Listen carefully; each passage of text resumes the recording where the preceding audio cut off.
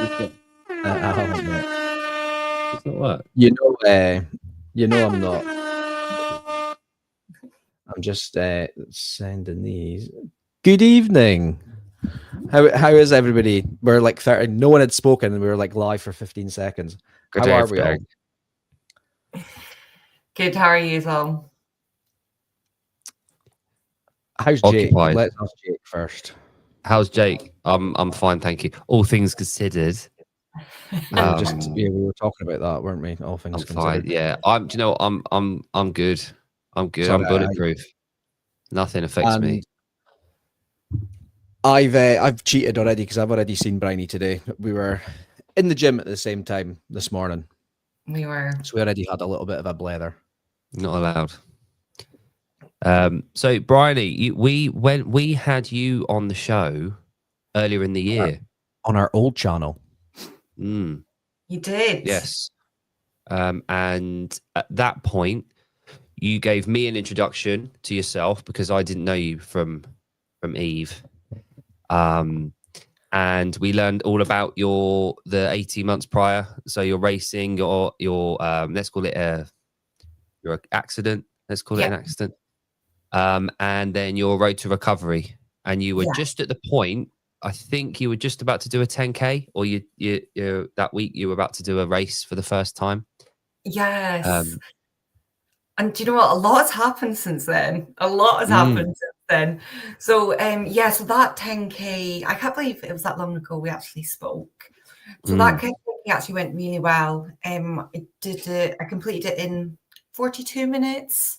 So considering it was my first time trial back, my first competition, or like I guess any form of pushing myself, I was like delighted with that. I still have ongoing issues with my foot, but it's very much like it's now at the stage where I can manage it. Okay. And is it it's manageable? Is it stuff that's gonna kind of get better in time, or is it just permanent stuff that you just have to deal with? Yeah, permanent stuff that I have to deal with. So there's like a bit of metal work that's been left in my foot, and then just for because I had all the pinning done, and just the way that my bones have healed, they're pretty, like they're not that, I guess, malleable, would you maybe say? They're not very flexible. So that's the one that's and my foot does swell, it does flare up quite a lot, and then it will like reduce down. So I just manage that. Okay. And is that do you find there's is it post race, or is it certain stresses that do that, or is it random? Yes. Normally just time on feet, volume. However, though, I've been doing, as I'm sure we'll get into, I've been doing some high volume, some big endurance things. So I think for anybody, their feet might swell up. I'm just more aware that it's my right foot where all the injuries were, opposed to my left foot. So right, okay. And well, I'm sure Jon will want to go into it a little bit more, but Jon told me all about your race that was coming up. And correct me if I'm wrong, when we spoke, I think you were either on the fence or you had no plans on doing anything like what you have done since we spoke.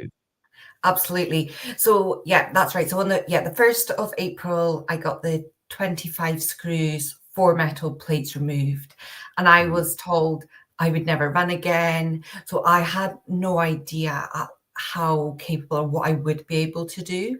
I just knew that not running or doing like sport, which is all I'm used to doing and love, that just wasn't an option. So so on the 1st of May, I started a 16-week program to do my first Ironman. So, but I gave it my all. But what's funny is I started swimming earlier on in the year because it was the first discipline I could get to do, because it was non-weight bearing. Even though I was a shocking swimmer, I had started that earlier on in the year. So I did a lot on the bike, a lot swimming, but my peak running week over those 16 weeks was 55K, which a lot of people are doing so much more. but it worked for me. Getting that cardio and built back up, and my endurance built up from on the bike specifically, and swimming. Crazy what it can do. It's funny you should say that about not having to do running to get better at. It's funny, like the trainer. I'm a big believer in the bike erg is huge for running. Yeah. Jake Yeah. did a full High Rocks prep without running. Yeah, no running. How was that? Fine. I was very fortunate, and we've talked about this. Jon and I have talked about this a lot, but if John wouldn't have been injured, as in if he didn't have like a real bad My chest lines, infection, in fact. Yeah. I'd have been a bit screwed. Okay. Because although I wasn't running at max capacity, I wasn't far off. Okay. And he was just holding on for dear life with a chest infection. So it was sort of, he came down to my pace. Yeah. So I was fine. But had he not had that chest infection, it might not have paid off as much as it did. But I hammered myself on the ski erg and the bike erg. Okay. Yeah. For like a 6 to 8 week block. Yeah. And it wasn't fatigue that was the hard bit for me. It was just general, it was the amount of time that I was moving for that was the hardest bit for me, because I'm not used to that. But nothing compared to what you're doing. So what changed in that time? So when we spoke, it was just after you'd had the screws out and you were sort of planning. I think you'd gone out for a casual 5K the weekend before, or the day we spoke. And then you were umming and ahhing about a 10K. But what changed between then and then booking on for an Ironman? Like, that's quite a big, for most people, that would be quite a big like sort of step. Oh, huge.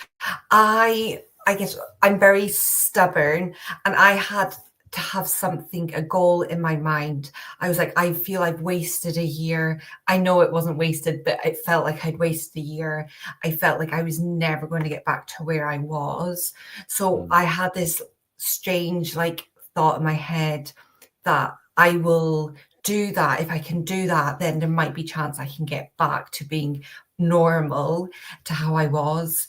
And I was like, even if I lose a leg going round the Ironman course, I was like, I felt like I needed to prove something to me. Everyone did think I was ridiculous, but then there was also the thought that I can pull out if I wasn't going to manage.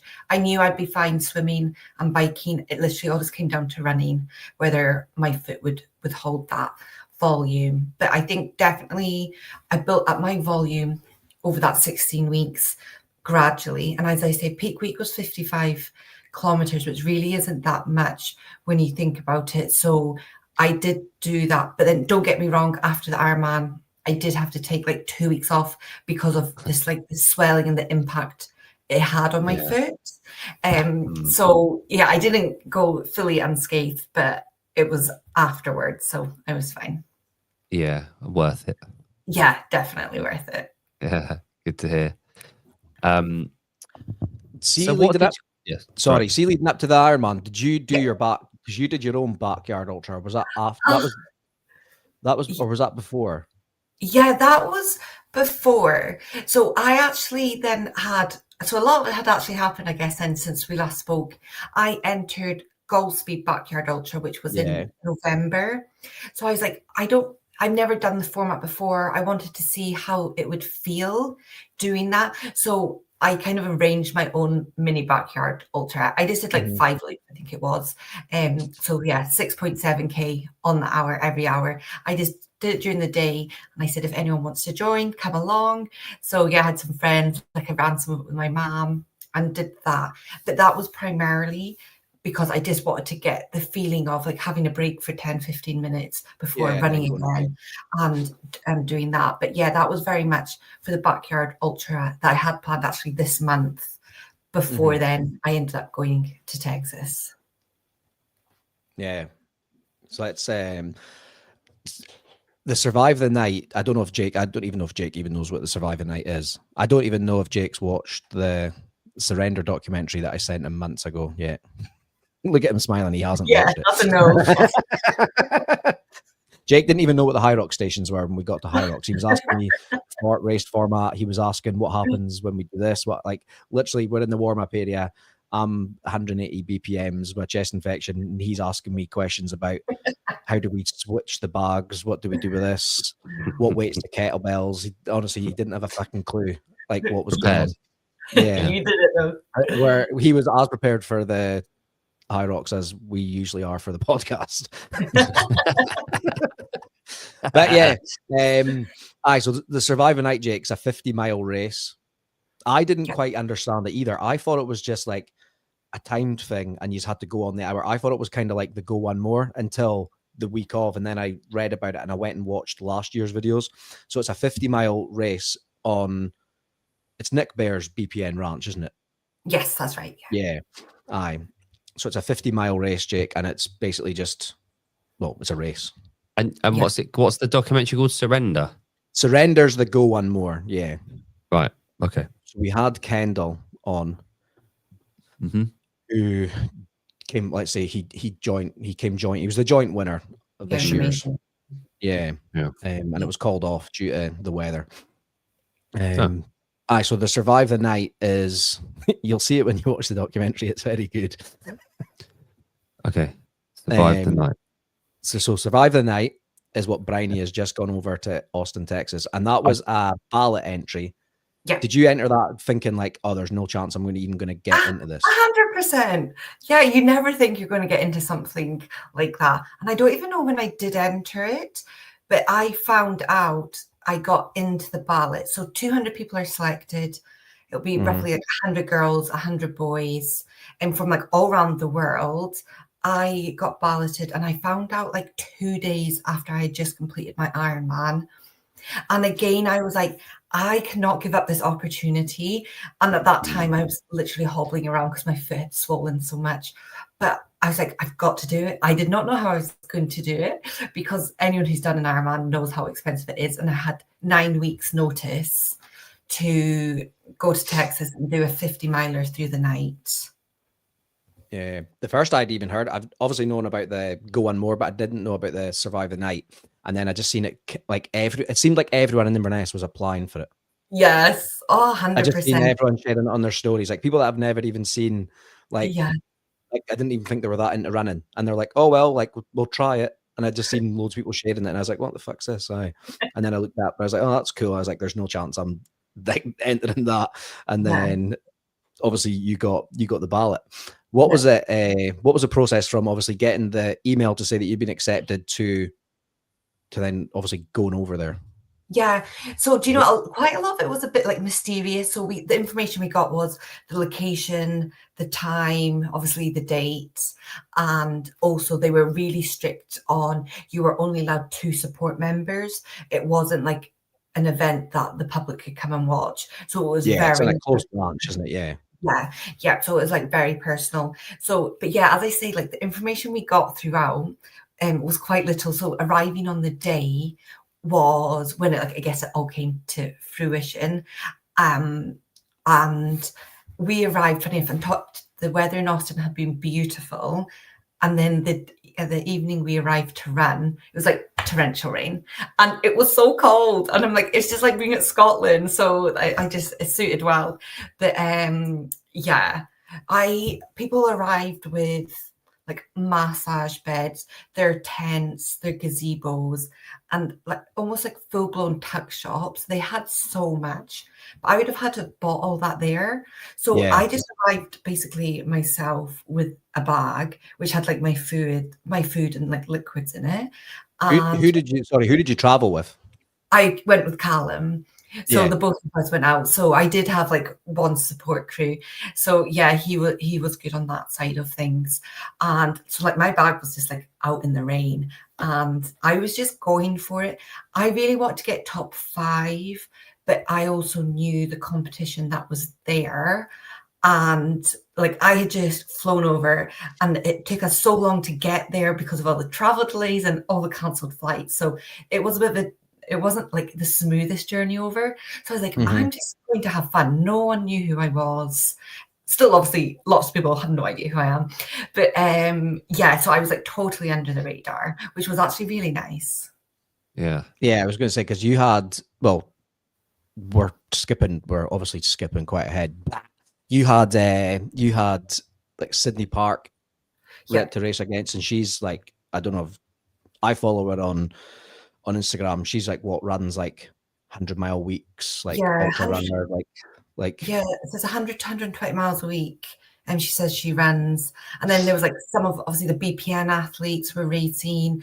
Then the ones that you see all over socials, they are like the insane runners.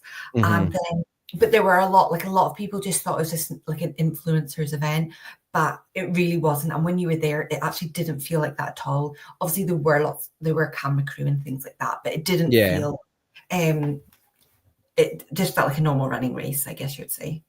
Yeah. And can I just ask, what makes this race, what's unique about this race? I would say it's the brand. It's the BPN brand, I guess, is the biggest selling point behind it. And it's through the night. So I guess with those two elements, but it's definitely the brand that makes it so popular and what people want to get into. So, but once you're there and once 3, 2, 1 go and you leave, is it the terrain? Is it the fact that it's through the night? Is it the 10 loops of 5 miles? Is it what makes it sort of special? Is it very unique? Is there other races like it around, or is it kind of the only one? I guess one seller is on Nick Bear's ranch, which is a big part. That is the biggest selling point. And it's also Nick Bear. It's his ranch. It's a closed thing. It's not like you're going to get the opportunity to go and run that route any other time. Yeah. Right. But it's, so to put it into perspective, Jon, would it be like going to the ranch, like Rich or Castro's ranch? It's the appeal is that it's there rather than anything specifically unique about the terrain. It's the fact that you are there on that specific terrain. Yeah, that'll be why it's a ballot entry, because it's like for a lot of people, they're not going to get invited to the Go One More unless you've earned that kind of spot or you've got that kind of accolades behind you. And then, but you can't get into the Survive the Night because it's a ballot entry. And then with that, obviously comes the opportunity to get a chip for the Go One More. Yeah. You know? But in relation to the terrain, it's obviously it's in his ranch, but it's like a bit hilly. It's all in the trails, so it's not like flat, easy. So there is definitely, I guess you would say, technical terrain. But also it wasn't like too technical, but it was more than just running on the flat. Yeah, it's not like perfect like conditions, is it? But no, so it was like hilly, it was muddy, it had been like throwing it down with rain. So yeah, we did have to face it all. And when it was because it hit the dark and we're in the middle of a ranch, it's like pitch black and you can't see anything. I do you remember the Barkley marathons? That was my first introduction to that sort of like trail running off-road sort of hardcore endurance races. And part of the appeal for me when I was watching it was the fact that it was two of them were at night time, two of the 5 or 4, and the terrain made it very unique, obviously, and the history behind it. So I guess these races over the years there will become that, and the fact that was a ballot as well, isn't it? You know, you get selected. I guess there's no sacrificial lamb at this one, as it's 200 spots specifically. That was the one thing that I really did like about the Barkley marathons. There would be someone like me there, and they put you in. They go on then, see how you get on, and then you last like a mile, and then you'd be out. Yeah, but I'm assuming this race is a little bit more slick than that, like a bit more refined. I would say so. Don't get me wrong, there were a lot of people that DNF'd and didn't manage. I'm looking at the list just now. There's a shit ton of men that did not. Only 146 men finished it. There was a lot of men, and then there was a lot of females that DNF'd as well. Yeah. Well, actually, no, there wasn't. There was only 6 females that didn't finish. Right. There was a couple that didn't show up. Blimey. Yeah. But that's what I think. I quite like that there's a high percentage of people that do finish it. Yeah. because that makes it more of a race. It's not you know, although it's called Survive the Night, it's not like the Barkley Marathons where you're lucky if one person does it. Yeah. You know, there's like 30 years where no one did it. Yeah, it did have a 12-hour cutoff, but that was everyone that got to the end completed it unless they obviously DNF'd. So there was like a definitely big enough gap window for everyone to get within the 12 hours. So yeah, Right. so that sounds really good. Yeah. No, I like that. It's less of a novelty and more of a race. Yes. The fact that people can do it and more people do it than don't. Like if you've got something that no one can do, a lot of the time it appears like a bit of a, you know, like a novelty, like we said. So talk us through when you arrived, like when you got there to the race. Was it at any point did you feel, you know, sometimes when you get somewhere and you've achieved, part of it is just getting there and you're like, do you know what?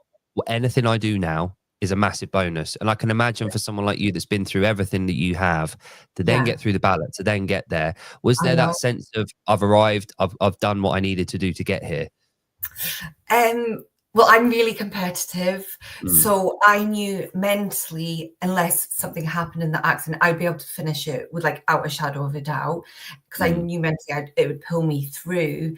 And then in the end, I was like, oh, if I could get top 5, that would be great. And I would be absolutely buzzing with top 5. And then out with that, it was just like, as long as I finish it in a time that I'm happy with. I obviously didn't expect to excel and achieve everything that I did. So so you say you had a time in mind. What time would you, going from someone that has absolutely not a clue about what that time domain would look like in that terrain, what did you have in mind in terms of a time? I thought 8 hours. I'd have been really happy with 8 hours because that's almost like in a back-to-back marathon at doing 4-hour marathon back-to-back. So I was like 8 hours, I'd be happy and content with. And then, but I did think it might be realistically closer to 9. But yeah. Okay. And tell Jake what time you finished it. Yeah, big reveal. Yeah. Okay. Yeah. So I finished it in 7 hours and 1 minute. Wow. Or if you check my Strava, it's 6 hours 59. So I'm like 7 hours. We'll meet in the middle. Excellent. So yeah, I was so buzzing, and there was only a 3 minutes between my first 25 miles and my second 25 miles. There's only 3 minutes in between them. So my pace was really consistent. And when, should I go into a bit of detail about the race? Yeah, please do. Here, there's no detail that's too much. You went from entering to winning Austin. I was like, I was wanting you to go into how you funded it and all sorts, but we don't need to go. Okay. Here, I can do that. I can give a brief overview of that. So as I touched on, after my Ironman, I found out, 2 days later, I'd got into the Austin race.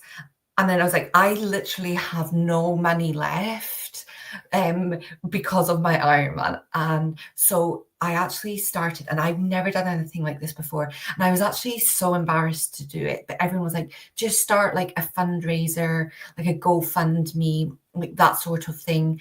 And it took me so long to create it because I was like, I can't ask for that. So I very low key in the background did it, but because I wanted to then also give back, people have got coaching out of it. I said, anyone that does contribute, there's coaching out of it. I teamed up with my running coach, Amy. She's given away coaching. We've given away vouchers, baking goods. We just did a raffle as well, I guess you would say.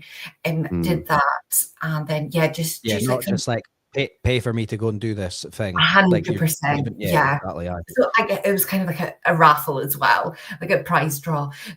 So thanks, so many kind people donating towards that paid towards my flight, travel, accommodation. which still to this day, I cannot believe how kind everyone has been. I'm so touched and flattered by it.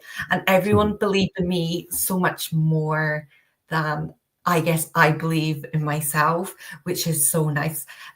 Because yeah, with the results with getting first, everyone's like, we knew you had that in you. I was like, oh, but I would never. I work full time. I study. I'm like, the training I do is just what I can fit in around everything. And then there's me on the start line with people that do it full time.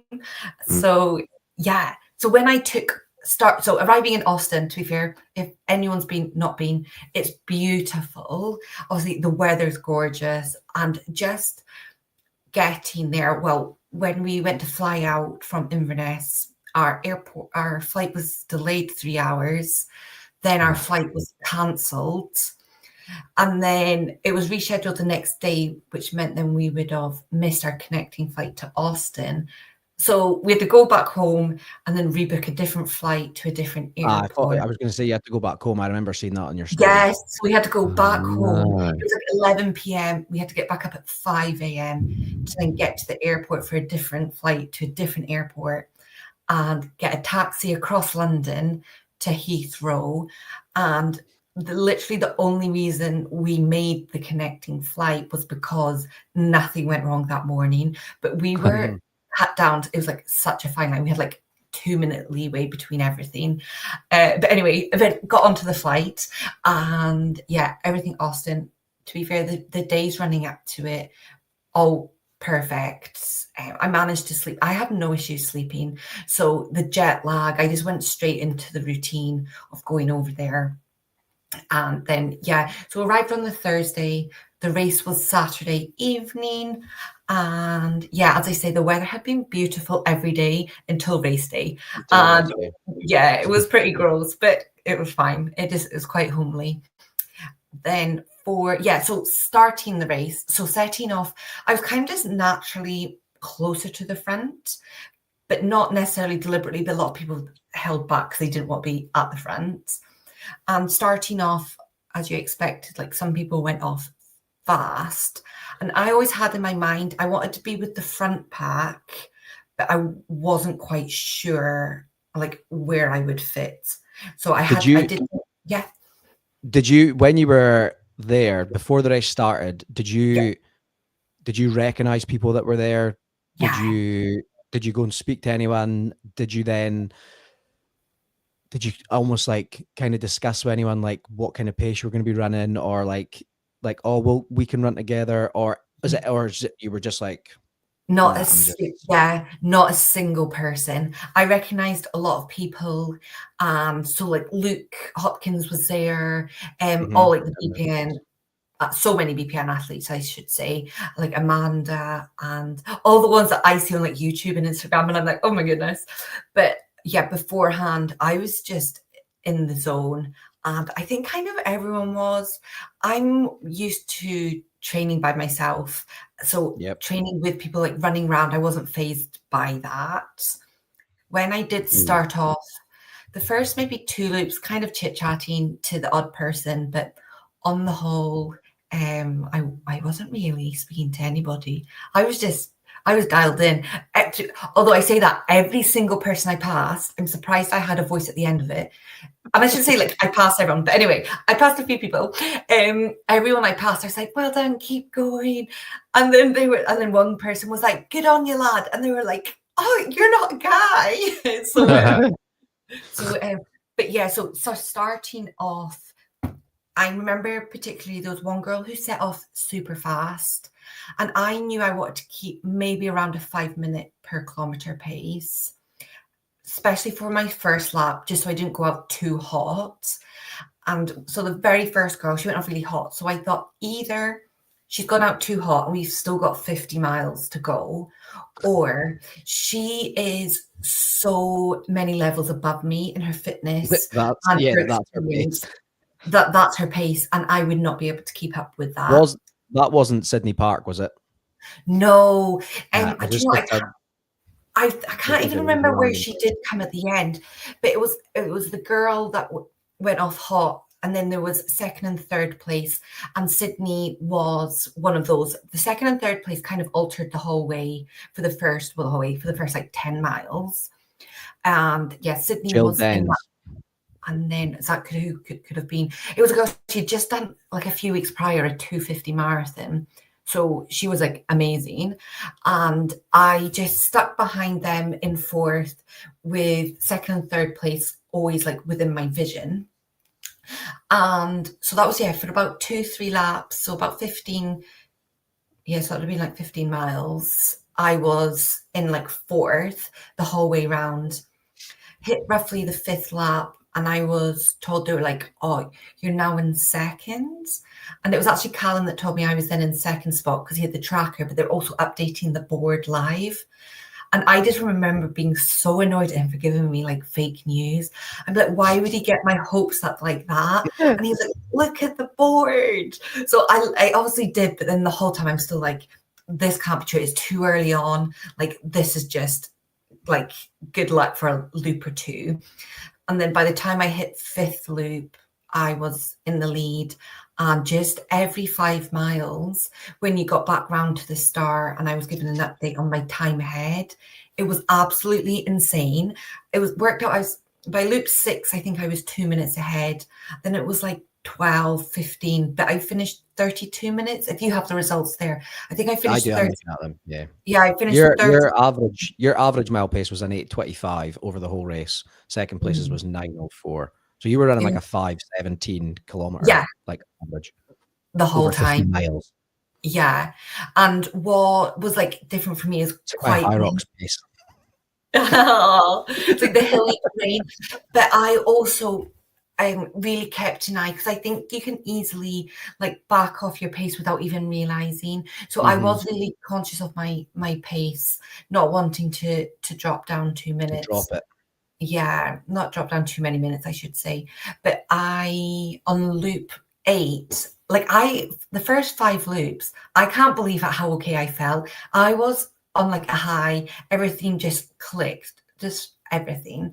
And then by loop, I would say 7, I was definitely like, okay, this is taking its toll now. But I was consistent, and that's when I'd been given the news that I was still like 20 minutes ahead of second place. And then loop 8, really struggling to get any nutrition in me, but I just forced stuff down me.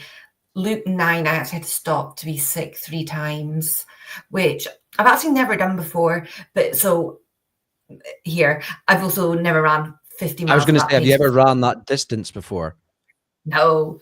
What do you put that down to? Was it anything specific? Like, you know, when you just, you know, if you got a bug, you know when you're going to be sick. If you're putting yourself to real high intensity workouts, you know when it's coming. Yeah. In that type of capacity, what do you put that down to at that stage of the race? Is it your body just going, what the fuck are you doing? I think because like I do practice and I do take a lot of gels on board. I've never done a sim for so long taking quite so many gels on board. Right. Because it was probably by the time I was at like 40 miles. And I can't lie, I feel better in competition than I do at home. So I think I'd taken on so much. And then, so yeah, I was maybe too much, which is why I was sick at the end of the day. So I had to stop at loop 9 to be sick 3 times. But it's one of those, maybe too much information, but when you're sick afterwards, you're like on high. I felt then so good after it. And then I did have to stop then again. And then loop 10 was a grind. But at that stage, I knew I was 30 minutes ahead. Winning, Yeah, and I just had to complete it. And I just remember telling myself, like on the repeat, because I probably don't speak to myself that nicely. I'm like, don't you dare like let this go now, because obviously I didn't believe I was so far behind. I was like, there must be a mistake, and because I'm just so in the zone when I'm going. But it was true. And I had like quite a lot of the loops. I had the cameramen like running beside me. So that's when I was like, okay, I must be doing well because they're keeping an eye on where I am. And then they were following me in their buggy truck or whatever you call it. They go out in the ATVs, don't they? Yeah. So there were signs, not only the big board, and Callum telling me that I was in the lead. There were other signs, but you know, when you just never want to believe it. And then it was like so magical, the bit where you finish and run down. So say I'd done that 10 times, but it was like fairy lights the whole way down. And like there was just like a massive uproar, people like screaming and shouting, and then you're running down the fairy lights. And then I did it. Wow. So going back to your fueling, were you did you have obviously you've got a strategy, you've got a coach. I don't know if you want to plug it. It's Amy, isn't it? Yeah, Amy from Chilled Running. Yes. Yeah. Did she do your nutrition strategy for it, or are you still working with Ben? No. Ben. No, that was very much for when I was doing high rocks. To be fair, yeah, just to be fair myself, the experience that I have from doing all the Ironman training, that was massive. It taught me so much. Yeah. Also, I actually am studying my master's in sports nutrition, so I used myself as my own. There we go. Good. That's nice. Yeah. How many? Were you doing? Sorry, how many grams of carbs did you have like per hour? And did you take into account like sodium and stuff like that? Did you have salt tab? Like, tell us all about like that as well. I love all this kind of stuff. Yeah, no, absolutely. So I was probably on a slightly lower end. So when I was doing my Ironman, I was on between 70 and 90 grams of carbs per hour, but I was on about 60 doing this because I was relying so much more on gels than actual food. So what I did is there was a halfway marker point. I had a gel at the halfway marker point. And then again, when I started a new loop, so I had 2 gels each loop. And then by the time when I got to like loop 8 and I was just trying to get anything in, I think I grabbed an oat bar. I was like, oh, maybe I'll have some like actual food. So I had a bit of like an oat bar, but yeah. So it was roughly 50, 60 grams of carbs I was having per hour. And I was just having the BPN, and I was changing it between the caffeinated and non-caffeinated ones. Fluid-wise, I was taking 350 mils of electrolytes. So that had 500 milligrams of sodium in it. Every 5-mile loop, I had 350 mils. Don't get me wrong, near the end, it was probably more like 100, 200. I was like, just get anything down you. And I had a salt tablet as well. I was taking a salt tablet either every 1 or 2 loops. But that's more sodium than I took. So when I did my Ironman, it was really, really hot, and I definitely needed more sodium. So I took quite a lot more sodium. I probably didn't need as much at all. So I don't know if that maybe caused a bit of the nausea. That's what I was wondering, if you'd had too much sodium, if maybe that's what caused you to be sick.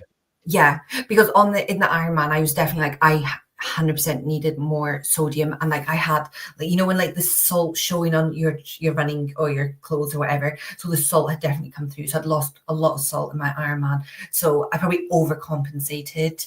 But it's all a learning curve. Yeah, exactly. Yeah. See, this is all like, I like to think I know about performance, but the conversations like this remind me there's so much about sport, and there's so many different sports that I know absolutely nothing about. Yeah. Power sports, I'm fairly well versed, and I can coach anyone in. CrossFit, I can. Anything up to an hour and a half, I'm good for.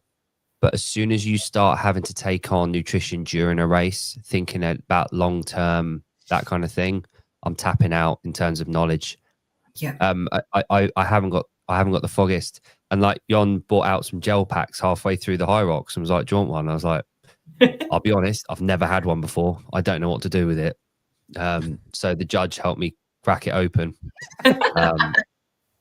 But yeah, so it's a lovely reminder having you talking about the nutrition and the, you know, all the thoughts about sodium and the electrolytes, and it's stuff that we have around us and we use now and again, and you know, that kind of thing. But all that kind of detail about this kind of thing is completely looked over and neglected. You know, we see the glamour pics, we see the race pics, we see the times, we see the distances, we see the splits, we see all that kind of thing. But you know, every now and again we get reminded that us on the outside that don't do this haven't got a clue about the reality of this kind of thing. And it would be really, really cool on like socials to hear that kind of thing, you know, and to see that the reality of this is my prep for this race. This is what it looks like. This is the 120 gel packs. This is the 57 bananas. You know, this is what realistically I'm going to have to consume in order to just barely get round. Let alone, you know, because in our heads we don't even contemplate that kind of thing. So it's really, really cool to hear that kind of thing, that detail. For anyone that is into sport and into fitness and into this kind of thing that we all love, those details are really fascinating. Yeah. And when so I've done a 50-kilometer race before, and I've done, like I did a duathlon maybe 5-6 years ago now. And I know it's very much a hot topic at the moment about fueling and performance, and like it helps recovery. But I've been at the end where I ran a 50K 2 years ago, and it's such a random thing to eat as well. I ate 2 oat cakes across the whole 50K. You're so Scottish. Yeah, right. That's what's even deliberate. That's all I had. And I was wondering why at the end I almost like passed out. I was being sick the whole way home.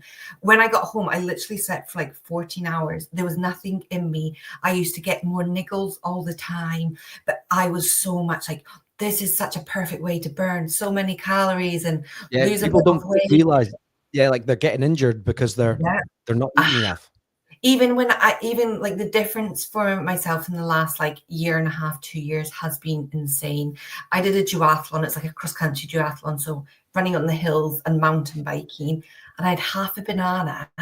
And again, I was being sick the whole way home, and I was in such a bad state. And then after my Ironman, I fueled amazingly throughout, before it, during it, and after it.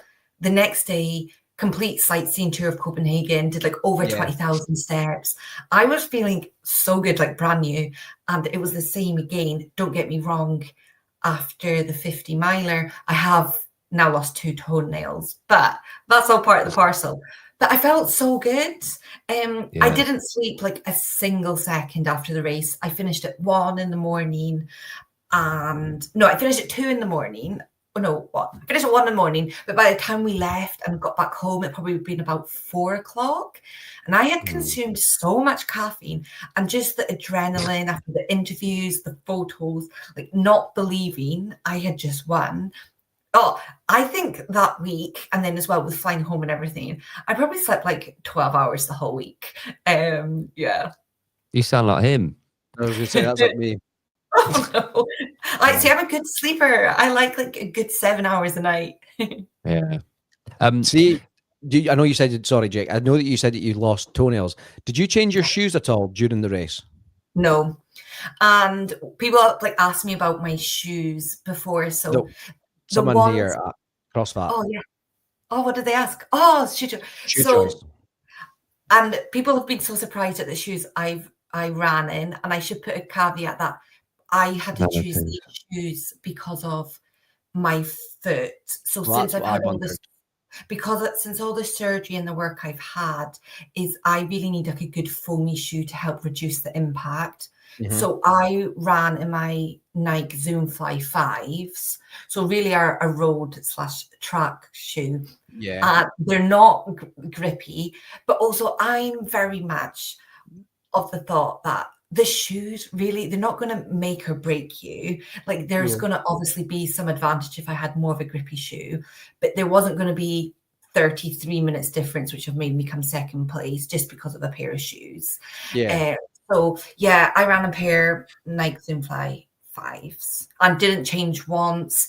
I was dialed in. Nothing would have stopped me, no matter how it got. And it's funny because when you stop, I didn't realize how many blisters I had. It wasn't until basically the next day you wake up and then you're like, oh, I have quite a few blisters going on here. It's just, funny. You know, like, I don't know if it's over 50 miles, but you get these like I've got obsessed with like backyard ultras and stuff like that. And like I was saying to you, obviously, I was like, I really want to do one next year.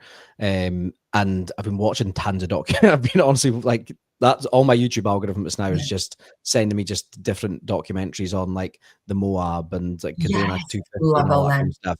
Yeah. Like I'm like watching guys when they're coming into the stations, and like Cam Haines started the Cadona like 200, or I think it's a 200-mile race, and I think he wears a size 9 shoe. And then when he came in at like one of the stations, he was like telling one of his crews to go and get my size 11. Oh yeah, you do have to give Because of yourself how so fucked up his feet were. Yeah. Yeah. It's mad. Like it's a lot of people, and this doesn't apply to anyone in here, by the way. I just, I had a conversation about smoke and mirrors at the gym the other day. And I think a lot of people seem to use shoe choice, kit choice, fueling, time of the day, time of the month, whatever it might be. They fixate on the micro decisions when they don't have the basic macro decisions lined up and correct. They're majoring in the minors. Yeah, it gives them a way out. It gives them this obsession with the small thing where if you're not fit enough to run 50 miles, you're not fit enough to run 50 miles. And like you said, the shoes nowadays, there's so little between them. Like it won't make that much of a difference if at the top level, if you would have been neck and neck with 5 other women for that last 5 miles, and it all came down to the smallest percentage difference in terms of performance. Then a trail shoe might have mattered. Then a trail shoe might have mattered. But you clearly demonstrated the fact that you didn't. You used what you had and you went with it, which is a great testament to just getting on with it. Yeah. I would say I am very much like that, even though I am pretty dialed in my nutrition and that side of things. I wouldn't let the fact that it was raining does not faze me at all. If it had, like, I can't even think of anything that would affect me, because I'm just like, you just got to take it as it is. And every single one of us is in the same situation. So yeah, shoes, I was not fazed what I turned up in. And I totally agree with what you say, Jay. You've got, well, we've all coached people here, and have you ever had anyone say like, "Oh, I didn't run today because it was raining"? And it's like, right, but why not? Because what if you turn up on the day and it's raining? Yeah, you can't be like, "Oh, well, just wait till tomorrow." We would never get anything done. Where you are, or where I am actually. I've got a lady who's moved off the island last year called Sarah Webster. She's in the British ultra squad now. She's actually won the world champs about 3 weeks ago, the 100k race. Yeah, she's nuts. And a couple of years ago, so she was on the island for 30 years. And it was funny. She was training. She was originally a marathon runner, and then she went to the Commonwealths, had COVID during the Commonwealth Games, and she was a mess, didn't do too well by her own admission. So she did a marathon, got it really, really quick pace. And then she discovered ultras, and she was like, do you know what? Let's go for it. And she found her niche. But she is one person. If you watch her run, she runs, and she won't mind me saying this, she runs like a stomping elephant. Her feet slam into the ground. She does not look like she's efficiently running, but she can run. Like. She did her first 100k ever in India at the World Champs, and she got 7:03. Wow, that is insane. And then she won the World Champs a few weeks ago, got the gold for Britain, and she's 47. All the other teammates are in their 20s and early 30s. Yeah, but she's one person that, it was funny, she came into the Institute of Sport and she'd just been out on a casual 20-mile run in the morning before work. She came in to shower, and there was this other woman in there that was like a sprinter, and she'd come into the gym, the sprinter, to do work because she didn't want to be outside in the rain. And then Sarah walked in, having been out for the best part of like 2 hours doing 20 miles, coming in, and that's the difference. Like people that just go, all right, fine, deal with it. They're the people that can put in the extra miles. Yeah, I totally agree. And it shows. What have we got here? Rosfat says the nutrition buzz after illness is dope. Yeah. It's so true. Yeah, I can't attest to that too much, to be honest. The only time in the last sort of 10 years or so, the only times I felt really shit after training was some really hardcore in the sun. I train the best in cold weather and like, you know, wet and cold. I grew up playing football and rugby, and that was just how it was. It's when it's really hot, then it really fucking affects me. Yeah. That's, I don't know if I'm jumping ahead, is going to be my biggest challenge. So the top 2 males and the top 2 females. Yeah, that's where we're going. Ah, perfect. That's where we're going now. I was going to say, so the outcome of you winning that race was you got given a chip to the Go One More for next year, didn't you? Yeah. So because I was first place, as I say, yeah, the first 2 females, first 2 males get a golden chip, as they call it, into the Go One More Backyard Ultra in April. Now I am putting my all into it. I just have like such a good feeling for it. Mentally, it's like my forte, I would say. But what's not my forte is the Texan heat and the heat that apparently I'm going to face in April and the humidity. So Jake, you wouldn't like it. But that's going to be, that's going to be my biggest challenge, especially because we're going to be coming out our winter and I'll be going into their temperatures. So I'm definitely going to have to do some heat acclimatization or something prior, but I'm wanting to give it like my all. I'm actually so buzzing. Bryony, have you got people that you work with about that heat climatization? I was going to say, I'm pretty sure you can go to like the university in Edinburgh and they do altitude, they do heat stuff, they do all sorts of stuff there at the university in Edinburgh. Sarah Webster that I just talked about, she did it on island as part of the GB squad for India. Yeah. So she had her first 2. So it was the annual thing. The annual world champ she did was in India, in hot India. Yeah. And she went from the Isle of Man in like, I think it's like September time to India. So, and she's got a lot of experience with it now. She'd be someone to hit up and she's more than happy to help with like information and who better than her to sort of know about understanding about distance and heat. And she works with the GB squad as well. So, cause she is part of it. So she'll be a really good link. I can link you up actually. Yeah, I would absolutely love that. And like a lot as well, what I'm going to be working on, because like it can go on for 3 days, is like the mental resilience. So a big thing I'm going to focus on, but I'm just having to do some like stuff in the background to figure out what I want to do, because it's not obviously all about your training and your fitness. It's the resilience to get through it, like having like a 5-minute sleep here and there and cracking on. So I'm wanting to do as much as I can, building that side of things as well. Mm-hmm. And what does that, have you got any training camps booked? Like, are you traveling away to train or anything like that? Like, no, I have. Do you know what? The last like 2 weeks have been such a whirlwind, and I've been so like flattered by the support and everything people have been putting out. But now I'm needing to make a plan. Very much the last 2 weeks, it's just been living on a high. And yeah, so now I'm like, I just need to dial in, speak to experts, because I am going into this. Are you still working with Amy leading into that, or are you going to venture in and be like, oh, I need someone that's done? Because that would be totally fair to think like, oh, I need someone that's coached someone through this process before. When it's quite a niche thing.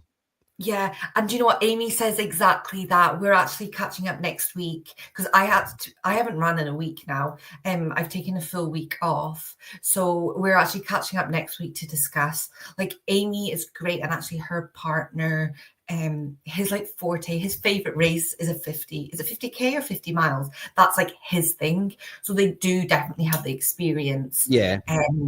But yeah, as I say, I'm really at the beginning stages of everything. So if anyone ever wants to reach out, please do. What's the name of the race that you're going to in Texas? Go One More. The BPN. That's the Go One More one. Yeah, Go One More. BPN Backyard Ultra. Yeah. Cool. And it's last man standing, Jake. Yeah. Last person. Yeah, well, they just call it last man, don't they? I know, I'm joking. But it's going to be the last man. Don't get woke in here. Like. Yeah, but I can't even remember. Can you remember how long Kim and Kendall went for last year? 157 hours, I believe. Is that what it was? Fucking hell. Yeah, I think so. 2 seconds, I'll Google it. Yeah. 2025. We're an amazing duo. We invited Kim on the podcast too, but I think he's maybe a bit too big time. If you're watching this time next year, that'll be me. Kendall was amazing. We've got you here now, friend of the show. So I can pull up. I could play that. I could play the thing. Wait, I'm pretty sure it was 157 hours though. How many? I don't even know how many days that is. My maths isn't that strong. And they only stopped, Jake, because there was basically like a hurricane. It was like it couldn't have been 157 hours because that's 6.5 days. It didn't go 6.5 days. No, they went 57 hours. Oh, I think. Oh, you could have been. I should know this. I literally tuned in like every hour to see. So did I. Landing. Anna had Kendall on the podcast, so it's a bit tough. They 56 laps. They did 235 miles. Fucking hell. Yeah, so they were in there. They were just about to start the 57th hour, and they were offered to hold back and then restart when the weather cleared up, or if they wanted to call it a draw. Basically, I've ruined the documentary for Jake. Now he's not gonna. Now he's never gonna watch it. Oh, I was gonna watch it tonight. Spoiler. It's excellent, even if you know the results. I knew the results. Yeah. Yeah. Yeah. Exactly. One of it's not. I'm not adverse to them. It's just that when you get your head in like a series and you're just like obsessed with it. Yeah. So like every night we've just started Boardwalk Empire again, and now I can't stop. Which does lead to a question, Bryony. When you're racing, are you allowed headphones? So for this sort of one, yes. But like as you might know, for like most like road races, you're not allowed any. But for this, you were. I treated myself to headphones on lap 7, but so I did the first, however many miles that is, without headphones, without anything. But to be fair, I didn't really need them because I like to hear when people were like shouting you on, and then also it was a bit eerie when you're in the pitch black, and I kind of needed to hear behind me because some people seen like deers jumping across in front of them, so you had to be aware. I actually didn't have that, and yes. Ooh, I'm seeing that question pop up. Do you want me to answer that? Yeah. I thought it would be a good one to bring up because I know you've probably got an opinion on this. Yeah. So there was no. Well, certainly that I was asked about, I was aware of, or before or after. No. Well, it's quite expensive to do doping. Yeah. Do the tests. And I'd imagine, I might be wrong here, BPN might be a very different brand to sponsor that kind of thing. But these kind of events, I wouldn't have thought they're ones that have got a lot of money going into it. Yeah. I mean, I could be wrong there. Well, BPN's a huge brand. BPN, but like the other ones, although they're big races and they're globally known, they're not necessarily got loads of funding and financial backing because it costs a lot of money to drug test. Yeah. And it's actually a great point because none of ultras I've ever been to that's not just brand specific. So there's never been drug testing at it, which is actually a very good point. No, I suppose unless you're probably at like the UTMB? Yeah, or at like if you're representing your country, Olympics, something like that. But they probably do, but like the ones that you're entering on like ABC Run and like stuff like that, you're probably not gonna. There's no money behind those. Like, You're just happy if you get your tin of soup in your goodie bag with your t-shirt and your medal. Like, Sarah's just replied and said, yes, please send her my way. Oh, delighted. Thank you. I That's 100% will. Yeah. She sounds perfect. She's a nutter. And she's a vet, as in a veterinarian, not a servant, not a, she works, she's a full-time vet. Yeah, love it. If you got any questions about animals, just well, funny enough, when I left school, I left but to be a veterinary nurse. So really, yes, we have a lot of common. That's weird, isn't it? Oh my god. Cool. So that's April sorted. So you got that race in April. Obviously it's Christmas coming up. You know, what plans could you possibly have over Christmas? Is it now head down, train, work, keep on the path, and then compete in April? Is that your plan for the next sort of 5 months? Yes, there definitely will be events that come up. I probably will jump into another little triathlon, but I won't be having like another A race. I say this and then I get involved. At the moment, we've heard this before from you. Yeah. And you know what? Just things evolve so quickly. So at the moment, I just have that will be my A race, and there might be the odd triathlon running event, fitness event prior, but yeah, April, I'm going all in.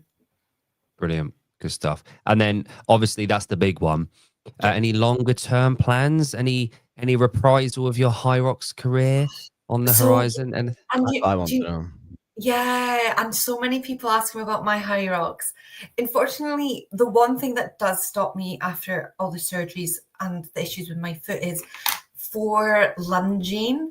You know, like obviously that movement, because I have none of that in my foot. So when I lunge, I have to like fully put my foot on over like that and push up. So, and the thing is, so I can 100% do it because I can push up for my lunges like that. Not quick, not efficient, but because I'm just rubbish at going in to have fun. So I think what I need to do maybe is go in as a very competitive doubles and have someone pick up more of the lunges. Because it's funny, like body weight, it's fine, but it's as soon as I'm putting like the 20, 30 kilos on my back, pushing off from basically the roof of my foot. I don't know what you call it. So that's, to be fair, the main issue I've had. So I've come on and managed to achieve so much compared to what I thought I would be able to. But then, just the foot for High Rocks is just the one thing in the lunges. Well, if you wanted to do a mixed pairs pro and you wanted a good athlete, Jake's good at lunges. Yon's willing to go. I couldn't even keep up her run pace. There's no chance. Maybe if I have an infection next time. Yeah. If you had a lung infection, I might be able to keep up with your run pace. Yeah. I know. It'd be close. Yeah. I might. It would have been more of a chance if she was still in her cast for me to keep up with her. Still in my wheelchair. Battery was fine. That's a great question. Do you have a sneaker sponsor, like a true sponsor? But do you think off the back of this, like, depending on how I was telling you, obviously, when we were speaking, I was like, oh, like you can go out to go on more. I'd be very like surprised if you didn't get all that kind of stuff coming your way. Even like being a British athlete, like brands like, you know, Pure Sport. I know they obviously sent you stuff this week. Represent, you know, like all that kind of stuff would be class. Did Represent send you stuff? Yeah. So, and you know, it just shows about like who's like watching. I just happened to be wearing a Represent top, which I didn't actually even originally plan on wearing because I thought it was going to be so hot. So I would just be running in my sports bra. Imagine you didn't wear it and then you wouldn't have got that free stuff. Right? So then, because they reached out afterwards and just like, congratulations, we'd like to send you something to say thank you for wearing our top. And it was the same with Pure Sport because I was wearing their socks. They just happened to see it and they were like, thank you so much for wearing our socks. And to one of the questions that came up, do I have any sponsors? Absolutely nothing. So here, I will welcome anything. And if I ever had the opportunity, like I would do this full time. I would do it like if I could like work part-time, and I would go into this more, because now there's a part of me where I'm like, if I manage to achieve this while I'm still doing everything else, like imagine what I could do if this was like my A thing, like this was All my in. main, yeah. But you're gonna go in April and beat a few of the big names. Like That's the goal, isn't plan. it? And I think, and I don't see any reason why not. I guess I'm actually weirdly so excited for it already. Yeah, you just like you have to shoot your shot. Don't even say like, "Oh, I'm going to go and Yes. do X," because like, what's the worst can happen? You don't do it. Yeah. Like, and then there is the part of me is like, well, if someone else can do it, why can't I? And I'm very much like, I've been through like the pain of everything with my foot. I'm like, and when I do run along, I'm like, oh, it's just pain. And it's such a small, like probably cliche saying, but when I was like dying, I was like, it's just pain. Like, I literally have a hat that says it's just pain. Do you? I need that. I was wearing it on the show last week. Okay, yeah. That's Cameron Haynes' son, Truett Haynes. That's his thing. It's just pain. Oh, is it? I didn't know that. Okay, well, we'd also so there's that, and then also I always, as I said before, I'm always like, don't let yourself down, Bryony. Like, give it your all. Don't be disappointed that you could have done better. That's it. It's like I did I post on my page this week, and it was off the back of me. I was having a conversation with a client, and they were basically asking if what they were doing was enough. Yeah. And I said, well, only you know if you've given it an honest effort. Yeah. Like, and if you've given it that, like, you know, if you've given it like your all, and you know, like you can be honest with yourself and say like, you know, that is like the effort that I could have given it. Like, you can't complain at the results. It's just where you are. Yes, I totally agree. And the thing is, people have a threshold for what they think effort is. Yeah. They think they're giving 100% effort, and what it takes is for them to be pushed lot, well out of that comfort zone, past that point. And Goggins goes on about this all the time. People are working at 40% and blah blah blah. But the mind will stop. The mind will tell you to stop at around 40% of like what's actually like possible. And the issue that I have is very tricky terrain to walk and talk around that, because the word pain has association with progress a lot of the time in our circles. But the thing is, what we really mean is discomfort. We don't mean pain.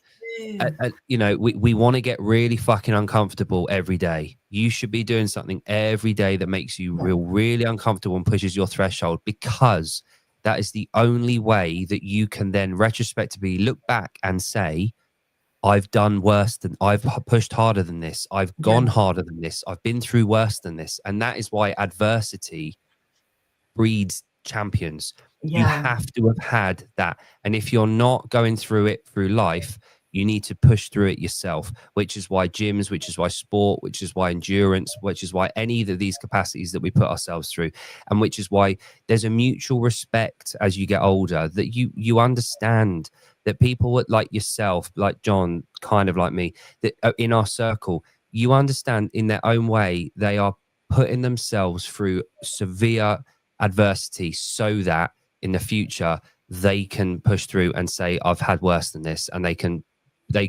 break through barriers that they didn't think they could. That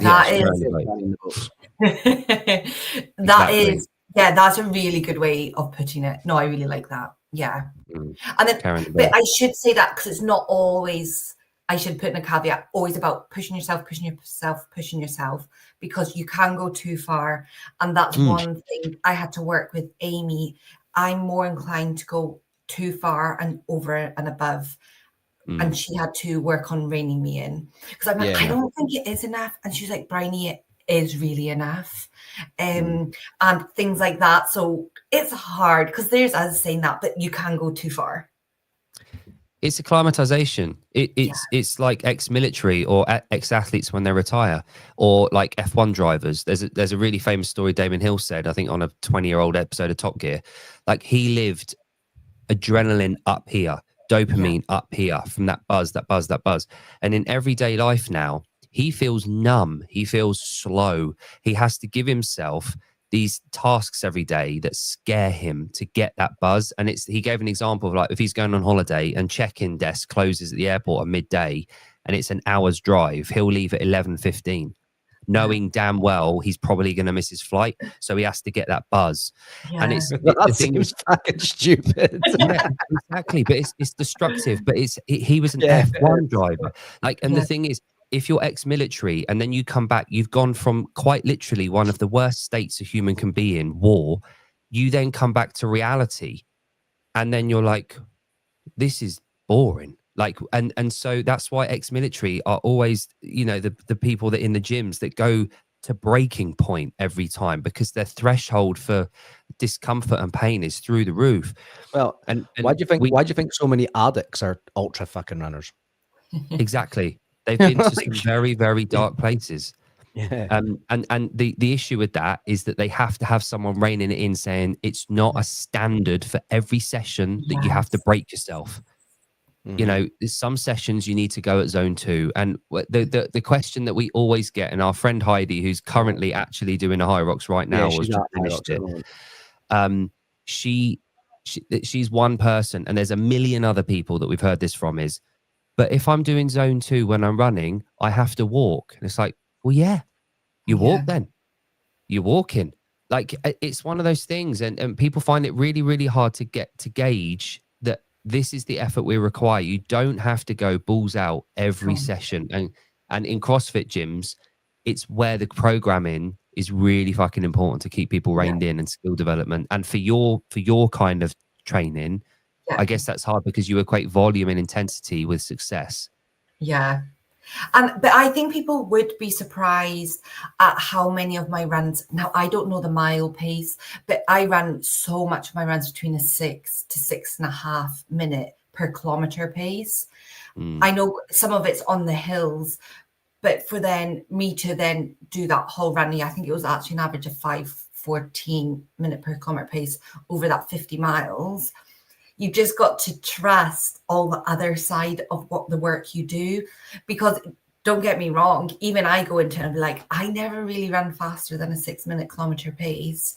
But then when the time comes to it and you need to, there is that engine behind you to keep you going. And like, I felt for a 50-mile race, obviously at the end, it was going to be hard, but so comfortable throughout like the first 2/3. And then when I say to people, I'm like, I generally run slow.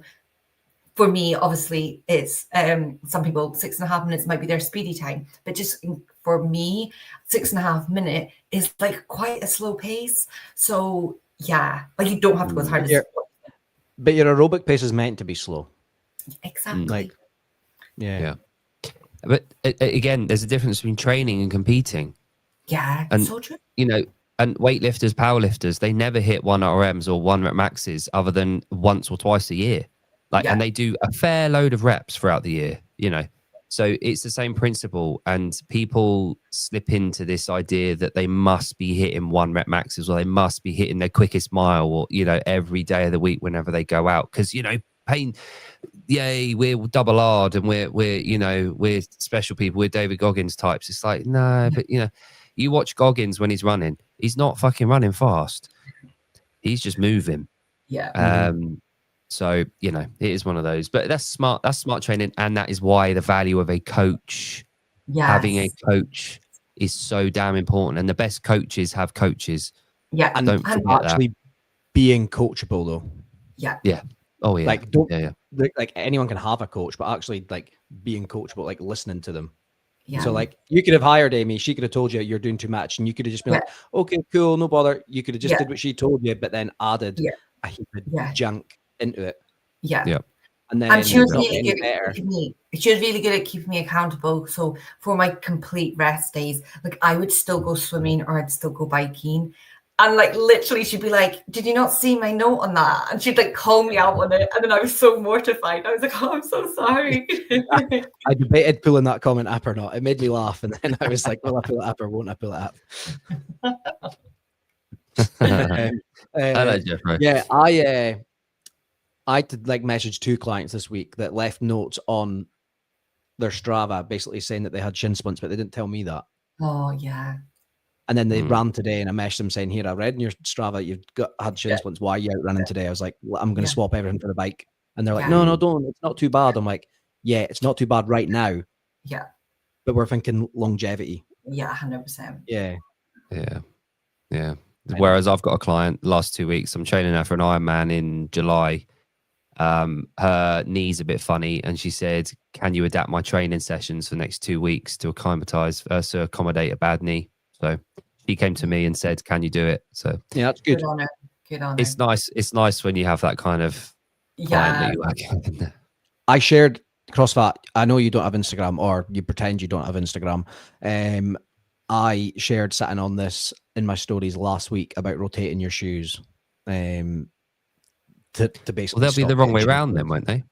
I know it, like that's a bit of a lack. Is that something you do actually? Do you rotate your shoes for on different type of runs? I know that you just said you could kind of run in any shoe, but do you? Yeah, not as much as some people do. I will put like, for example, like my Zoom flies on if I'm doing like usually a speed session or a track session.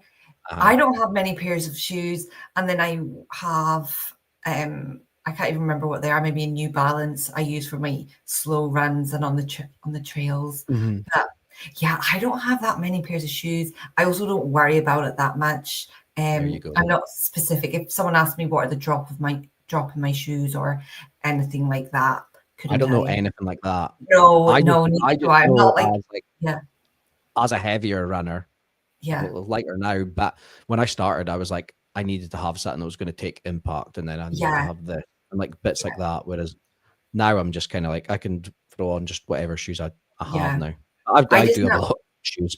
Yeah, I just now look for like as much cushioning as possible within reason, and but no, on the whole, I don't switch too much. Maybe between 2 pairs. You would love the Glycerin Max. Okay. They are like clouds on your feet. Yeah. And it's not that I would, especially if you need that. And it's not my preference to be wearing super foamy, but I wouldn't have gone out my way, but it's just helps me manage to keep the pain. Yeah. There we go. And if that's only sacrifice, then it's fine. These are my running shoes that I wore for the High Rocks, Bryony. There is a guy that's done races in the Crocs, like. Yeah, you just go put them in sport mode and you're fine. Yeah, exactly. You're away. Yeah. What's his name? It's like AJ High Rocks or something. He did it. Oh, did he? And yeah, he did one. Or no, it wasn't. It was the burpee coach, that dude. Oh, okay. Yeah, he did it, and yeah, it's mental. The burpee coach. Jakes doesn't like that name. Like, it's just because he's like the fastest at doing the burpees at High Rocks, so he calls himself the burpee coach. Yeah, he does a lot of it. Yeah, that's great. I'll be called the Red Bull coach because I inhaled that can of Red Bull straight after the zero sugar one. They passed it to me. I was like, fine, I'll have it, and I necked it. The whole thing. Didn't even think twice. I didn't breathe. It just went straight down, and then we had a banana. The best thing in Berlin, they give out beers at the end. Nice. Yeah, beers, and then they had like lemon. You know how you used to be able to get like the lemon kind of like beers? It was like what's it called? Like a shandy. In my head, it's like a Rizzler or something, but it was like shandy. It was like a lemon. Yeah, shandy. No, it was like a lemon flavored beer.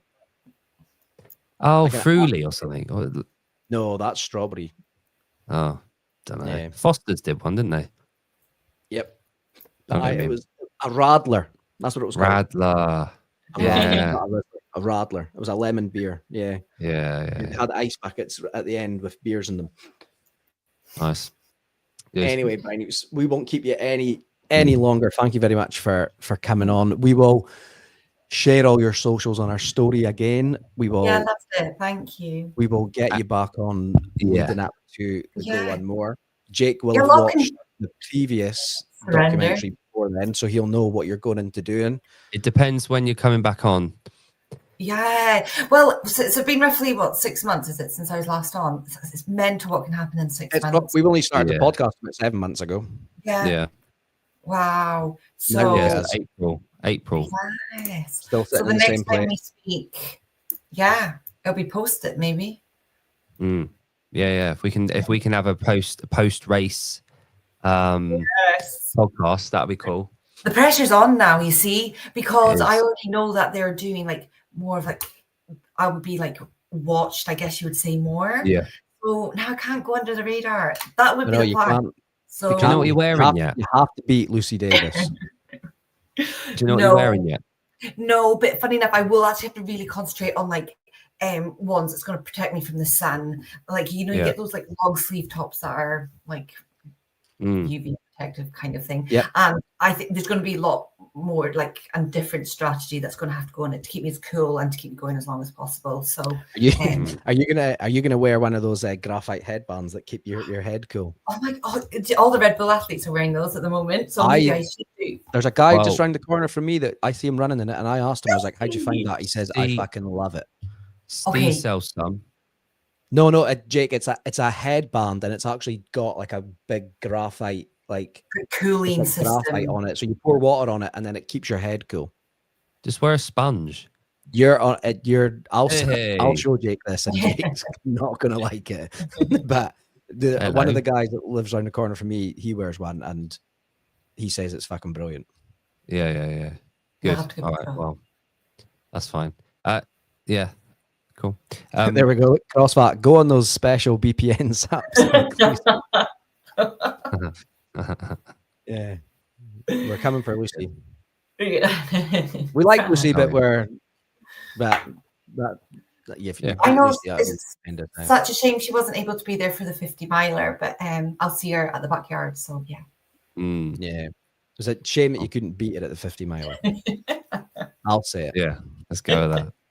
Let's create some drama. Hell yeah. Cool. One last question. How going to Callum for Jake? Jake doesn't know. Callum's your boyfriend, isn't he? Yeah. Yeah. I didn't want to say husband. I was thinking you're not married, but he's not your dog, is it? How do you find taking out your boyfriend to be like your person at a race like that? Because obviously when you're stressed, when you're tired, when you're like, I know, like I've even like, and Jake will know because he handles athletes at weightlifting competitions, powerlifting, and whatnot. It's like sometimes it's hard juggling personalities, let alone doing it with like your partner. You know what I mean? Yeah. How does he find that? Actually, really good. So Callum is so chilled, and I'm quite chilled. I think definitely in comparison to like how some people and the energy you were getting when you're there. I just gave him a list basically of what I would like, what to be looking out for, what to hand me. But I had prepared everything because I also don't like to be reliant because something might have happened. He might have missed me. So I had everything set up so I didn't need him. But he followed the list perfectly. And so it was actually completely fine. And because he's like such a calming person to be around that it works so well having him. I guess you see him every sort of 40 minutes or so. Yeah, that's exactly it, every 40. I was going to say it was, looking at her times, it was about every 40 minutes she was coming in. Yeah, that's a nice thing. If you're an absolute arsehole to him for like 2 minutes, he's got a good solid 40 minutes to just cool down and welcome you back again. But no, he's good on that front. And it's not, and in the other respect, he doesn't have that long, like, because you'd be like, oh, you're just sitting there for 10 hours. Yeah, but you're not really sitting there like for 10 hours. Like, and that's exactly what it was. Every time you're coming in, it's like you need to be aware of what's going on so quickly. Yeah, he said it went past so quickly because he was like running backwards and forward and then having everything ready for me. And so because I felt a bit bad that he was going to be there for maybe up to 12 hours, but did it too quick for him. He had all the time. That would have been a cool experience, even being like crew for someone Yeah. at something like that, I think. Yeah. Mm. And they did have like a complete tuck shop. It was so cool with all their BPM products, but like whether it be like pretzels or like those very American, you know, like what do they call it? The peanut butter and jam sandwiches, but peanut butter and jelly. PB&J. And they had sandwiches, and there was so much of it, and you could just help yourself to whatever. And the food truck, they had a food truck for the spectators, fully paid for. No one had to pay for anything. Oh, that's So brilliant. yeah, they were like really generous. And then yeah, so I don't have my medal on me, but like even like the medal is absolutely huge. It's such like, you know, it's like good quality. I can pull it up, funnily enough. Show off. Yeah, you did send me it. I can pull it up. Yeah. And then there's the golden chip as well. And so if you part of the entry, when you got a place in it, you got a gold chip, which is that middle bit with the red writing on it. Right. Yeah, it comes out, doesn't it? Yeah, it comes out. So then only if you complete it, you pop your chip into the rest of the medal. Okay.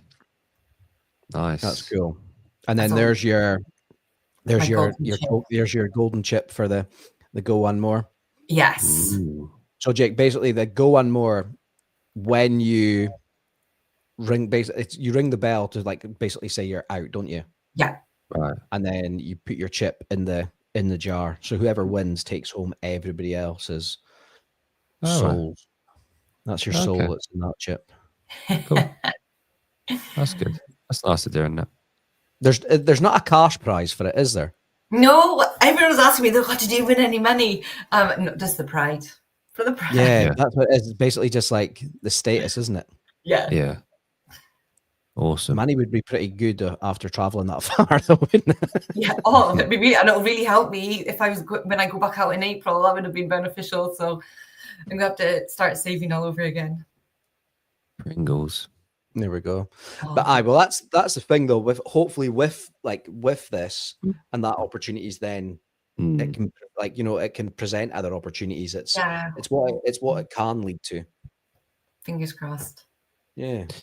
Yeah. I've drawn a picture.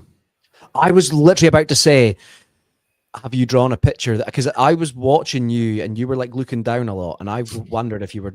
Bryony probably doesn't watch that. I know fine well she doesn't watch this podcast, right?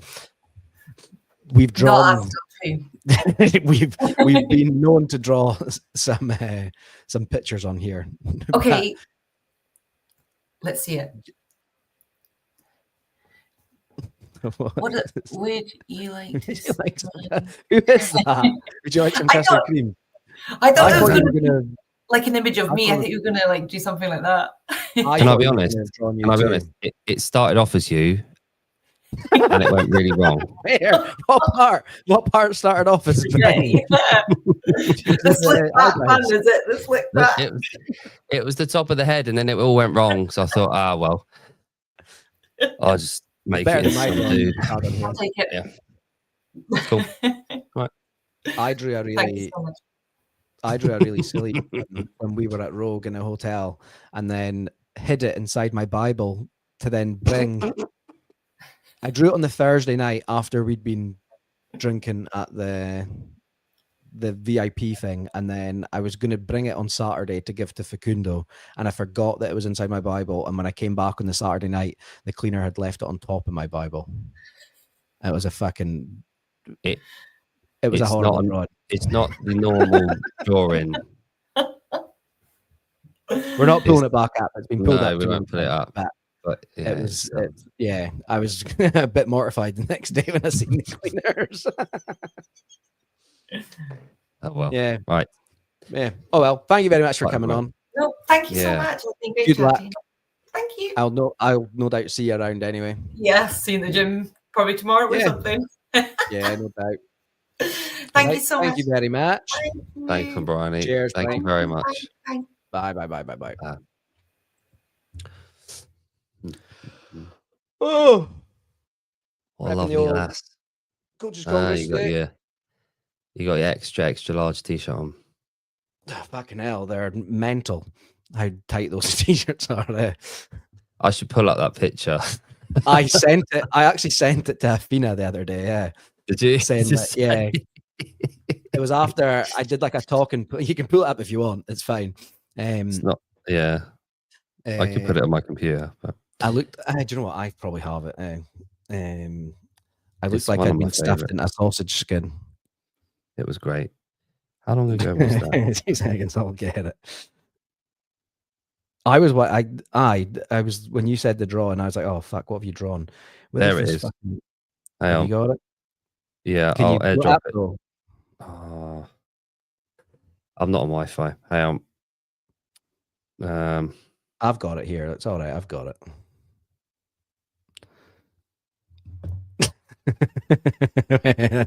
I can pull it up properly if you want. Look at that.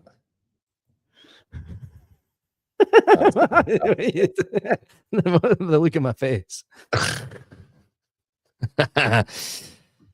You should have been cross-eyed. You should have been. Yeah. Yeah, I started off the head. That sort of. Here we go. Would you like to see my custard creams?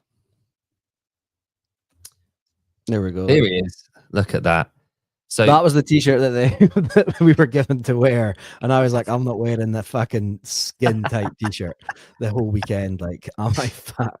So for the first half an hour of the first day of Coaches Congress, I was fucking stressing, and I was like, I kept on going back to the Velites table to ask if there was any other t-shirts, and every time I went back, it was a massive queue, and then it was like getting closer and closer to going on stage. And then I basically just went up and was like, "Here, I need a different t-shirt." And they were like, "Take one." I was like, "All right, cool," and I got one. Oh, good. And that was a large, wasn't it? That was Henrik came through and he handed you an XL and me a large. And then I was like, I need an extra large. And he was like, this is the last one. And I was like, fuck, I'm not wearing that. And then you were like, I'm not wearing that. And then I was so I went to go and find another t-shirt, and I managed to get an XL, which was good. Like, it was fucking, but that first hour I was pretty stressed, wasn't I? I kept on saying to you, have you asked Henrik if he's got any other?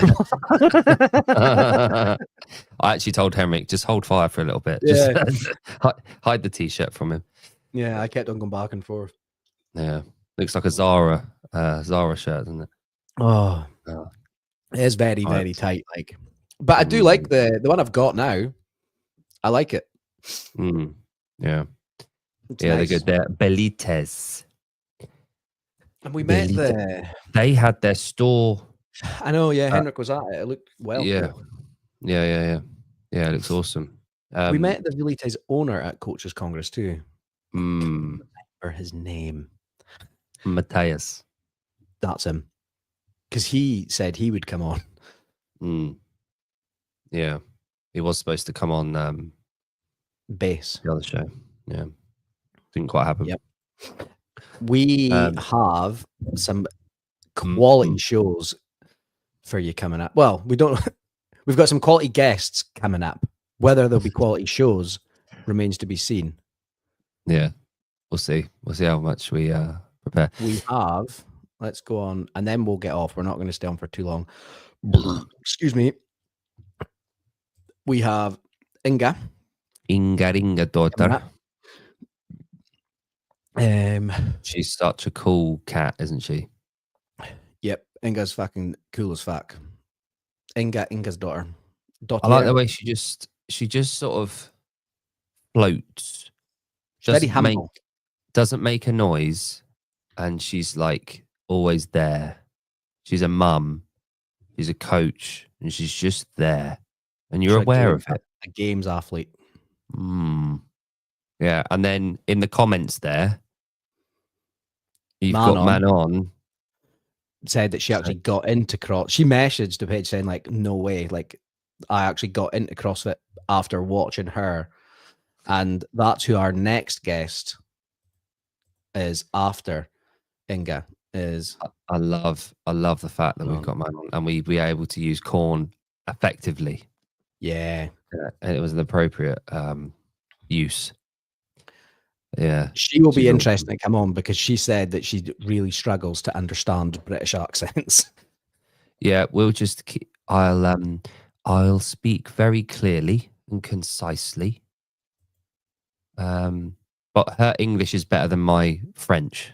So She was speaking to Justin Cotler just fine, so she'll be absolutely yeah, fine on our show. we'll just affect an American accent. It's fine.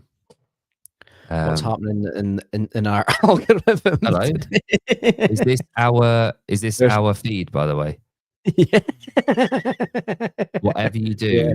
don't go to explore. No, I won't. I won't. I think the feed's probably bad enough.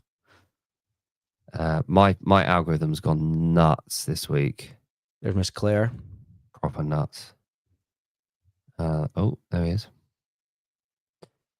I watched this, right, and some of these answers were fucking well stupid. Yeah.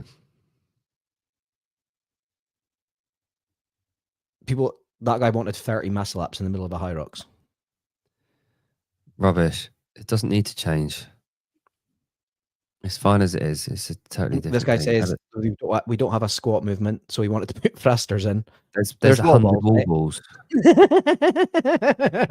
Fucking idiot. Inga does a good answer, funnily enough. Does she? Mm-hmm. Adding grace. Yeah. 30 clean and jerks. A clean and jerk would be cool to see. I wish they'd put that in like something like the hybrid games or whatnot. You know? Yeah. Well, the whole point in all of those movements for high rocks is that there's no real standard of judging required. Yeah, it's low barrier to entry. It's low skill. But then the only one that you need judging on effectively is wall balls, that you need a judge per lane. Everything else is pretty much, just kind of keep an eye on folk. Yeah. Although people were like, there was a guy that got a 2-minute penalty in Dublin there because when he came into the lane, he had snotters in his nose and he like wiped his nose, and they thought he blew his nose on the course and they gave him a 2-minute penalty. Ricky Garrard did that. I know he spat on Steve's Fingway. Ugh. Just do Glenn or Kelly. Is Glenn, which is the one with the dumbbell? I'd rather do Kelly than Glenn. Which is the one that they introduced a little while ago? Was it Erin or one where it was clean and press with a dumbbell, split cleans with a dumbbell? What one was that? That was a really cool workout. I can't remember what one that is. Kelly's just atrocious. Kelly is one of those workouts that it never gets programmed, but that will fuck you up. Yeah, well, I would. That's a fucking awesome workout. 5 runs for time, 400-meter run, 30 box jumps, 30 wobbles. That's a fucking brilliant workout. I love that. Training for high rocks. I like the workout that Hiller put in, that he was speaking about on his live yesterday. Did you see him talking about it? It was a 800-meter run, 400-meter farmer carry, 800-meter run. For time? Yeah, and it's a 14-minute time cap. I was like, oh, that's good. I like that. We used to do that at our gym, but we did a 400-meter lunge instead of the farmer's carry. So it was 800-meter run, 400 lunge, 800 run. It was obviously a lot longer. Body weight lunge. Yeah. Okay, just around the track because we had access to the track. So I did one when the gyms were still closed, but things kind of opened back up again, and I did a lot of sandbag workouts, and it was a 400-meter sandbag carry. But every time you drop the sandbag, you basically run around the track to it, pick it back up. I'll be saying that. Yeah, it got horrible. 30 clean and jerk, 1 mile run, 10 rope climb, 1 mile run, 100 burpees, then go fuck yourself. Okay. Take out the rope miles. I like that. So it's I like the event one at the games this year. That roll run.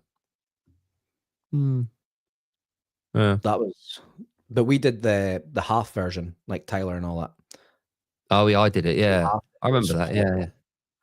What I would love, I mean, we could go into program all night and we won't, but it like an endurance race where it is like let's say it's that workout that they did, right? But halfway round, there's barbells set up with plates and you have to get a 1 RM deadlift. You take as long as you want, but it's still the race is the whole race. But halfway round, you go through rather than the rower at that halfway point, or whatever it was, rather than the rower. The deadlift would need to count like Yeah, significantly for people. Half of it. Yeah, So, for people not to just sandbag it. Yeah, so you get 100 points for the run, for the endurance race, and you get 100 points for the deadlift. So they're two separate events, but there's an event within the event. Yeah, because I was going to say, like, you would get people that would just be like, oh, well, fuck it, I'm going to come dead last in the deadlift anyway, so I'm just going to fucking go up there, pick up the barbell, and then just go. And you probably get people that do that anyway. Yeah, exactly. But ultimately, the best athlete would get both. But yeah. Yeah, exactly. Yeah, that was amazing. Yeah, I prefer that. I prefer that way. The fastest athlete gets the longest rest. Yeah. That's what I prefer. Yeah, but yeah, all fun. I like. I need to get back into programming CrossFit. I haven't programmed on my own CrossFit since I have my affiliate. I program individuals, and I help program and develop the box stuff that Dan programs initially, and I adapt it. But I haven't done my own programming, and it's something that I absolutely love doing.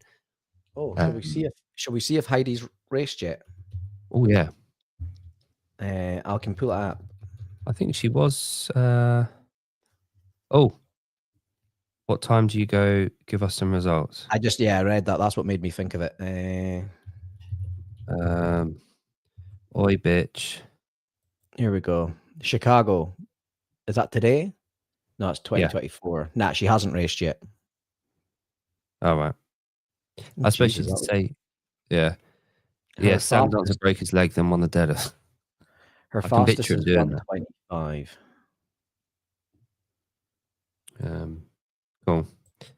Right. So we're back on Thursday?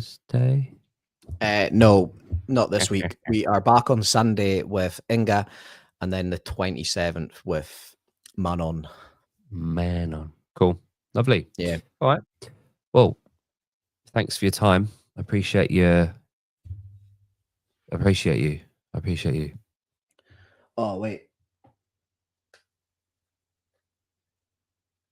This will be anticlimactic, but it's like my new running glasses. Yes. Do you think it's weird that Hunter comes on and he'll sit with like fucking like sunglasses and a fucking hat on and that? Yeah, but he's in an air-conditioned house, isn't he? Yeah. But sunglasses indoors, mental. I seen a guy leaving the petrol station last night, 10 o'clock at night, and he had sunglasses on while he's driving the car. Well, there was that fucking idiot doing the high rocks in them. No, I forgot about him. Indoors. That's nuts. Indoors, wearing sunglasses. Do you know the other guy that I forgot about? On TikTok. They're Oakleys, for fuck's sake. Oh, but Jesus. I do buy stuff on TikTok Shop. Do you know the other guy that I forgot about? And then I remembered yesterday and was telling someone about. Yeah.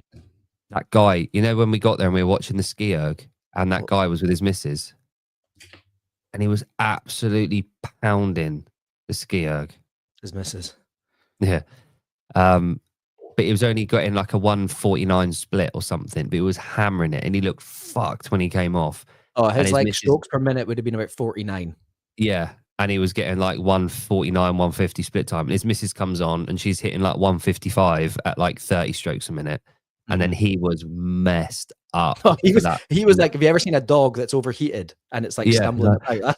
Yeah. And that's like first station. Yeah. That's what he was like.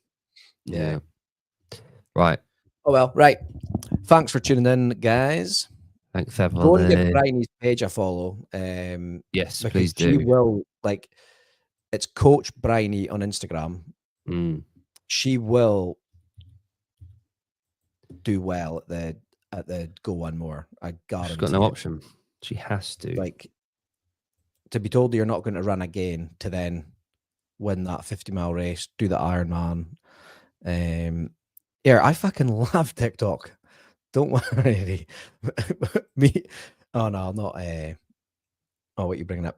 I'll not say what we were doing on TikTok last night. But There we go. There we go. There's Bryony. Bye bye bye. Cool. Good. Right. Cheers, guys. I'm going to go and read my son some stories. Ooh, stay gay. What? Love you all. Bye.